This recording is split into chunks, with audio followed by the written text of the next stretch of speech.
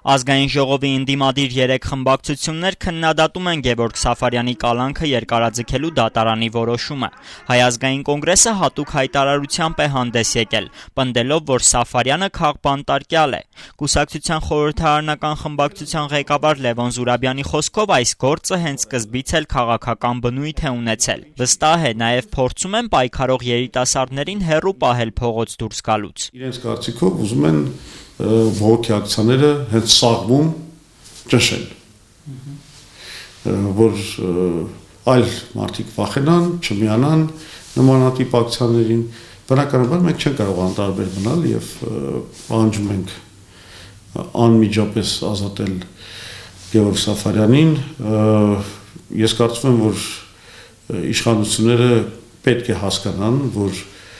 սա արդեն դառնում է խնդրեմ նաև Հայաստանի իմիջի համար։ Ընդդիմադիր պատգամավորը կալանքը երկարաձգելու հիմնավորումը անհեթեթ է համարում։ Նա այսօր կոչ արեց նաև մյուս քաղաքական ուժերին դատապարտել Սաֆարյանին ճաղերի ետևում պահելու որոշումը։ Եվ պահանջել նրա անհապաղ ազատումը։ Վաղն արդեն Գևորգ Սաֆարյանի փաստաբան Տիգրան Հայրապետյանը կալանքի որոշումն է բողոքարկելու։ Նա ազատությանը փոխանցեց, որ դիմելու է վերաքննիչ դատարան։ Բոլոր որոշումները բողոքարկել անհրաժեշտ է նաև հետագայում եվրոպական դատարան դիմելու համար։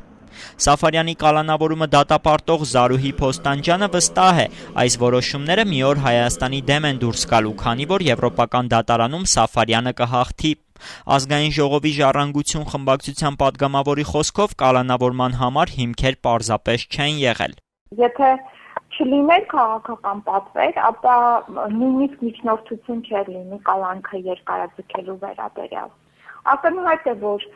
փաստորեն որևէ տան հունվար, փետրվար, մարտ արդեն մտնում ենք ապրիլ ամսվա մեջ, սա պարզ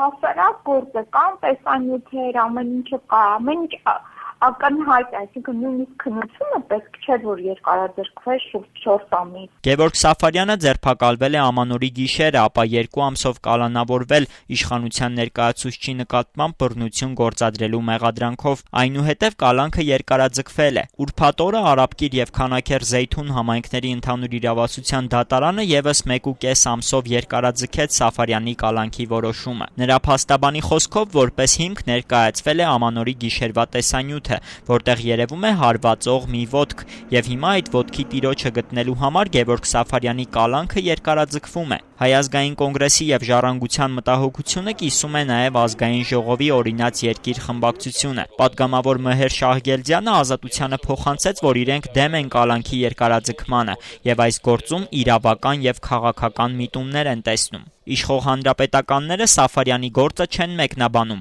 պնդելով, որ դա իրավապահ տիրույթի խնդիր է։